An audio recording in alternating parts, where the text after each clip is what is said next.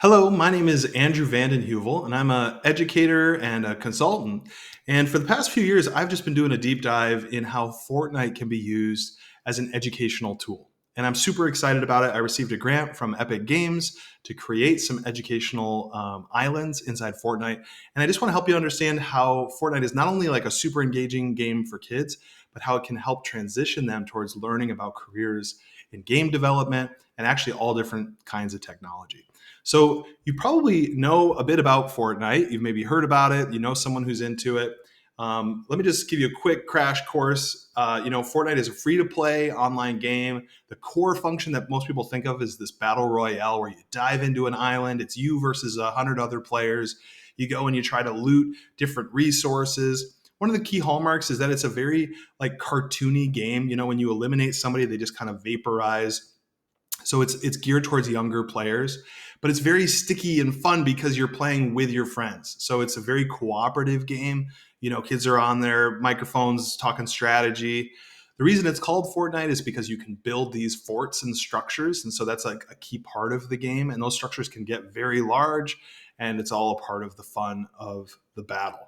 I like to think of it like the world's largest Nerf battle, right? And it really is. There's something like over 250 million monthly users who are playing Fortnite. And they're adding new amazing content all the time. They've got a Lego partnership, they've got Star Wars, Marvel characters, all kinds of incredible things in this game. It's really amazing. Um, so, what you may not know about though is Fortnite Creative. So, right alongside Battle Royale is an entirely separate mode of the game called Fortnite Creative, and it's a sandbox creation tool. So, there's all kinds of tools that a student or player using a Nintendo Switch or a PlayStation, anything that can play Fortnite, they can access Fortnite Creative and use their controller to make their own video game world. Now, major brands have used these tools to make their own branded islands, right? So you can go in and play the Doritos Island inside the game. But what's amazing is there are thousands of these islands that have been created by the gaming community, other Fortnite players. And in fact, something like half of all gameplay, all time spent in the game, is actually spent playing these islands that are made by other players. You know, it's almost like a YouTube of video games because players are uploading and creating their own islands for the community. Learning how to make those islands is an incredibly rich learning experience for young players who have an interest in video games. And that's what I want to kind of communicate to you. So I'd like to just show you some of the tools that are in Fortnite Creative so you get a sense of how rich and deep this well really is of what's built into this game. So there are when you open up a session in Fortnite Creative, you can create a template island, right? And that template island can take a lot of different forms. It can have a blank canvas like this, or it can be a whole city. And you can draw from a library of pre-existing structures. Like this is a building that I just built with one click of a button, but it's not just a structure. It's full of furniture and lighting and plants and all sorts of things, right? And so I can build with this huge, rich library of prefab structures. But I can also drill down into a gallery of props. So let's say I want to go down into like a jungle gallery and I want to pick out individual props. Like I want to find a boat out of here and put this boat in the middle of my office building. Well, I can choose this Zodiac and just drop it right there in the middle of my creation. So I can construct any kind of environment I want. What's even more powerful is there are hundreds of devices.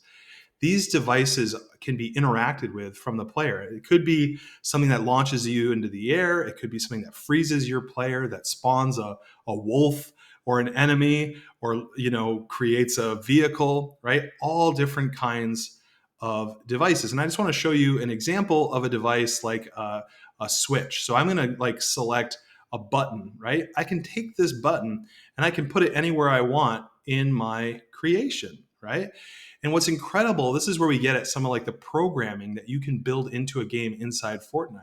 I can actually customize that button and link it to another device. Like in this case, I'm linking it to a guard sentry so that if someone interacts with the device, they push the button, it's going to trigger that it will spawn a sentry.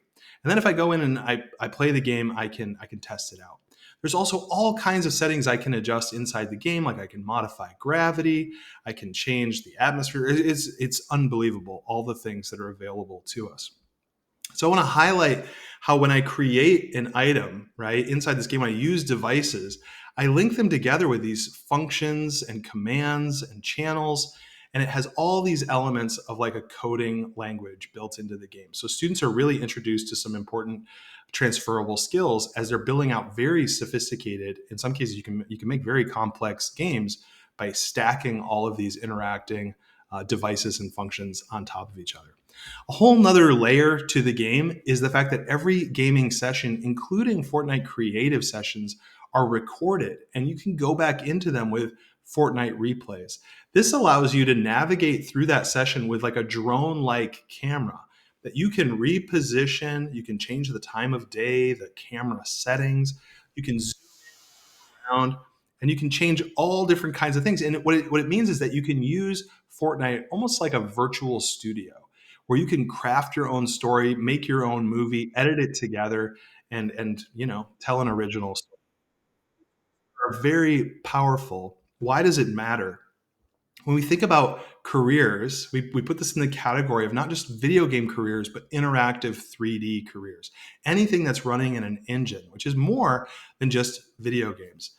Now, gaming itself, of course, is this huge industry. Here's some stats that I took directly from Epic Games. The one I want to highlight is actually at the bottom, which is that the gaming industry is actually bigger than the movie and music industries combined. So, to get a sense of the scale of this industry, I think that's a really important statistic to keep in mind. The other is that these skills in real-time visualization in 3D extend into the medical professions, into manufacturing, design, architecture, all different kinds of careers, not just in the video game industry. So by learning some of these skills at an early age, students are being exposed to careers they maybe would have never even considered before. The other thing I want to illustrate is this again comes from Epic, and this is what they call the player to creator pathway or pipeline, right? And so what we see are young people who are really excited about playing Fortnite, and what we're trying to move them towards is creating their own, creations in tools like Unreal Engine. That's like the professional software. And these intermediate steps, moving from a player to a creator, involve using tools like Fortnite Creative. And there are other tools like Twinmotion, MetaHuman that are really cool, that are worth introducing students to as well. But Fortnite Creative is definitely like the lowest hanging fruit. So I'd love to tell you more about all this, show you examples of things that I've done with students in the past, things that I'm doing right now with other students. There is a lot of potential in this space, and I'm super excited about it. So thanks for hearing me out.